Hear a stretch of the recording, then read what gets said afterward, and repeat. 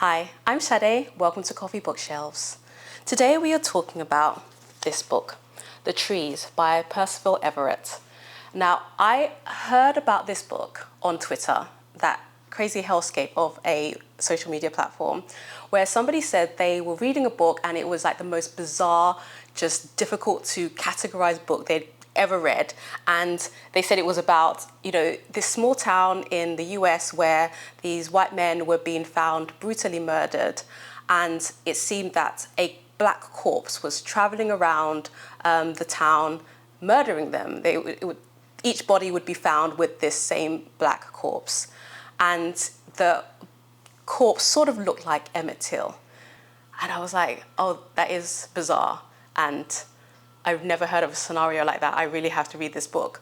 So I got it from, Chapters Indigo, and I started reading it, and I thought, this is so wacky and madcap, and just, I don't even have words. It is very hard to think of how to describe this book, but it's also really funny.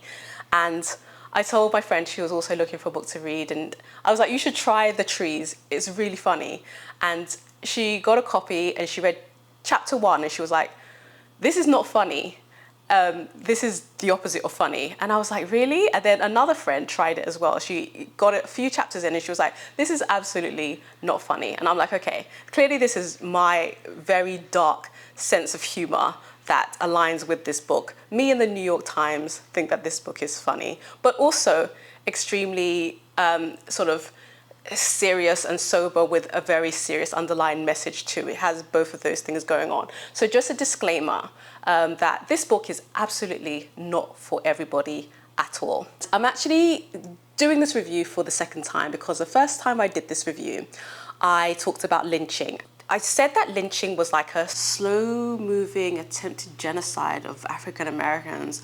But then afterwards I thought, no, that's a really bad way to describe it, because that seems like you're trying to wipe out Black Americans, and that was not the goal with lynching. I feel like lynching was this campaign of violence, a tool that was used by the authorities, by the system, in order to preserve white supremacy. The goal was to subdue and cow Black people, to keep them in their place.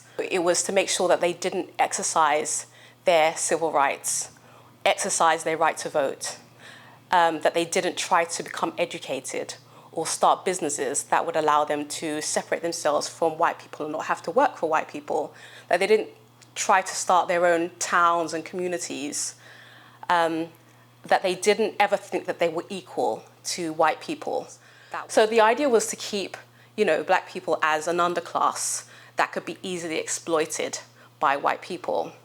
So I think I wanted to sort of redefine lynching in that way. White families would attend these lynchings with, they'll take the kids along. It'd be a day out, take a picnic or whatever. You'd buy mementos and get postcards, send it to family that you were at this lynching. And then, white juries would absolve the perpetrators and there would be no justice, there'd be no consequences ever. So then you have this book by Percival Everett that basically says, let's go on a journey. Let's indulge in a little revenge fantasy and imagine that there's this sundown town called Money in Mississippi, and sundown town being a place that Black people can't be in after sunset because it's too dangerous for them, which is just ridiculous, right? And it's filled with rednecks who name their kids things like Junior, and to use the N-word frequently, loudly, boldly, and to still have a local KKK who reminisce about the good old days when they used to burn crosses on people's lawns. And then a Black man's corpse goes missing from the morgue, and it shows up next to the body of a white man who's been brutally killed. And the local sheriff, a textbook racist supported by his racist deputies, is baffled by this crime. And then it happens again. Another white man is killed. The same Black body shows up again, and a body that looks extremely dead, FYI. And then these out-of-town detectives get sort of called in by the MIB, which is the Mississippi Investigation Bureau, and they are two black cops. So the tension between having these black men with badges in a racist white town is also, an interesting dynamic, because the white authorities can't treat them the way they treat the other residents. It's like, if you shoot us, we'll shoot back. And so these two, black detectives are like, oh my gosh, we're being sent to the freaking middle of nowhere, this super racist town, to investigate this really strange series of murders. And we don't know what we're getting ourselves into. We don't know what is going on at all. So everyone's kind of running around trying to figure out what's happening. The white community, as each, white man turns up dead, are becoming increasingly terrified. The black community are quite bemused by all this going on, and then the detectives and racist cops of the small town are trying to solve it. And it's just this mad mishmash of crazy things happening at the same time.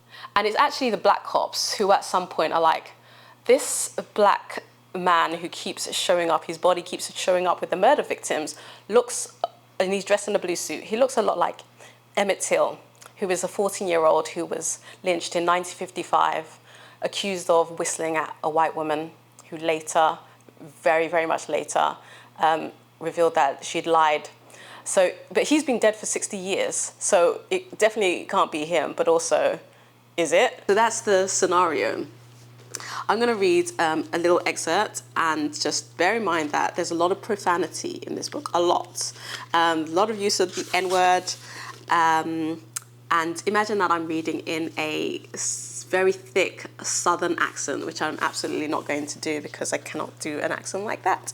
Oh, context. So you've got these two black detectives who are in the car together traveling towards Money, Mississippi. Jim put a cigarette in his mouth but did not light it. He was trying to quit. We're going to confuse the hell out of these crackers, driving into town in your mom's car like this. You ever been to Money? Fuck, Ed said. I never even heard of Money, Mississippi until this morning. And lay off my damn car. It's comfortable. I don't care what you say. This motherfucker's got 300,000 miles on it. 1,000 miles for every pound of your fat ass. Ed cut Jim an evil look. Open up that damn file and remind me what we're getting into. Jim pulled the thin blue folder from his hard shell briefcase and opened it. It appears the local yokels have lost the body. Murder. All pretty gruesome if these photos are real. A white man named Millam was killed in his home, found by his wife. Body of a dead black man found at the scene. Same person killed both of them? Doesn't say. Does say that the white man's testicles were severed and clenched in the fist of the black man. Ed whistled. Ouch. Kinky though. Maybe they killed each other. Whose body is missing? The black man's. Or, as it says here, the Afro-American individual's body appears to have been misplaced. COD? Not specified for either. Both were badly beaten, Jim said. Do you think? Ed said, looking from his driver's seat at the photograph on his partner's lap. Hey, I'm just reading the report, motherfucker, and keep your eyes on the road. The black man's corpse from the city morgue. Apparently there was no sign of anyone breaking into the place. Obviously the brother wasn't dead, Ed said. Did he still have the crackers nuts in his hand when he left?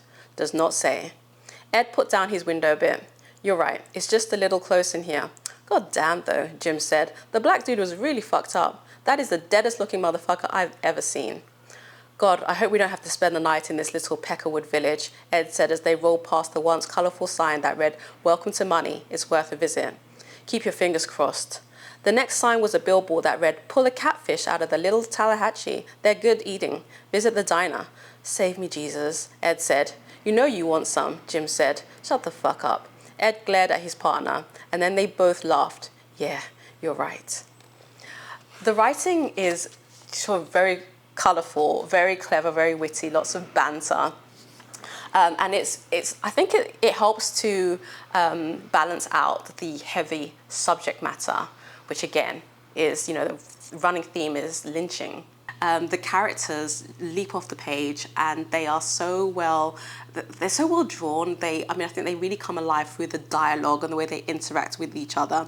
You've also got sort of very quirky things like the names of the characters. I think there's the coroner is called Reverend Dr. Fondle, there's a Helvetica Quip, there's a Herberta Hind. There are these three detectives who, when you say their last names back to back, it comes off as Ho Chi Minh. So Percival Everett is really having fun with this, but also, like I said, balancing it out with this, this very serious subject matter. You've got, I think, the complete lyrics for Strange Fruit, and if you know how difficult it is to clear lyrics for songs, I mean, maybe that one's out of copy right now, but it's quite a feat to get the complete lyrics into a book. So Percival Everett has written over 30 books, and he has complete mastery over the telling of this story. It is so well done. It's not an easy book to read, but there's something very satisfying about seeing this racist community threatened in this particular way, especially when, as the story unfolds and you dig back and then you understand that each of these sort of murder victims has played a part, has in their history somewhere that they've been involved in the lynching of an African American at some point. So it's sort of like the judgment that they were able to escape through the system being broken and extremely racist has somehow come back to haunt them. So I didn't know how this book was going to end. I mean, it's sort of part paranormal mystery, part crime thriller, crime investigation, and I didn't know what path it was going to decide to stick with. The ending is really interesting, is all I'm going to say. It's very good, but very interesting. It went to places that I didn't expect it to go. But again, that balancing act of the different genres that Percival Everett is able to handle so extremely well. I think it helps that the chapters are quite short. Some of them are just a page long. And again, it sort of breaks up this very difficult subject matter into sort of bite-sized, digestible pieces. It's such a good book, but it's not for everybody. If you do not like stories that feature brutal, gory killings, if you do not like books with profanity or books that interrogate white supremacy, then this book is not for you. But if you like snappy, witty, fast-moving, colorful characters, and you like to think outside the box, if you saw Mississippi Burning or even the recent Emmett Till film and you were extremely frustrated by the lack of justice or even any kind of comeuppance, then try The Trees by Percival Everett. It's something different. It's extremely, extremely good. I hadn't actually noticed, but if you look closely at this version of the cover of The Trees, I'll try and get it to focus up, you can see some of the names of the thousands of African Americans who have been lynched, whether historically or in more recent times. And, how many of these people ever had justice served for their murders? Probably none, which is just... it's so depressing and sad.